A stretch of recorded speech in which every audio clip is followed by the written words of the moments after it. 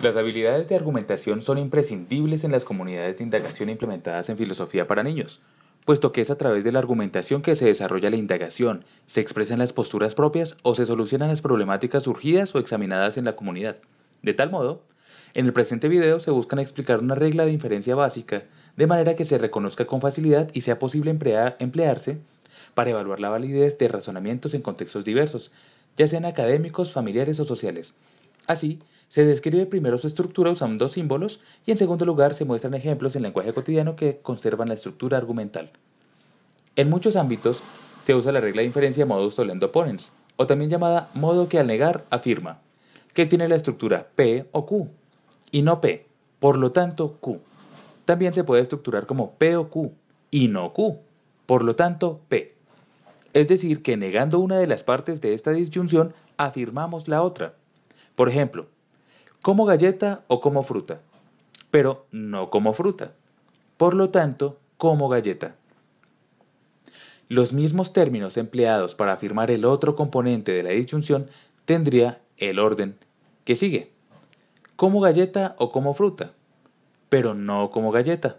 Por lo tanto, como fruta. En el lenguaje cotidiano son muy usuales las disyunciones. Por ejemplo, chocolate o café, frijol o lenteja. De manera que si rechazamos el chocolate del combo de desayuno, nos darán café. Allí opera el modus tollendo ponens. Debemos tener cuidado de no confundir esta regla de inferencia válida con una falacia o error de razonamiento llamado falso dilema. Se convierte en un error de razonamiento cuando se cree que P o Q son las únicas opciones posibles, pero en realidad hay más. Esto en el ámbito político está relacionado con un fenómeno llamado polarización, el cual consiste básicamente en ubicar la opinión pública en dos extremos irreconciliables, de manera que negar uno sería afirmar otro. Es muy usual encontrar en entrevistas, programas radiales o redes sociales posturas parecidas al siguiente ejemplo. Por ejemplo, dice Iván, el capitalismo no funciona. Y responde Ernesto, dice que deberíamos ser comunistas, Iván.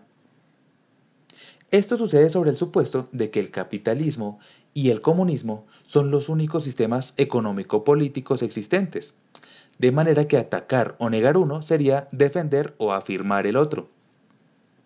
Sin embargo, es un error de razonamiento o una falacia en la medida en que capitalismo y comunismo no son las únicas maneras posibles de organizar las sociedades humanas. La polarización, debida al falso dilema, es muy peligrosa, pues impulsa a concebir el mundo de manera simplista y además facilita la manipulación política. O bien eres del partido rojo o del azul, pero no eres del azul, entonces eres del rojo.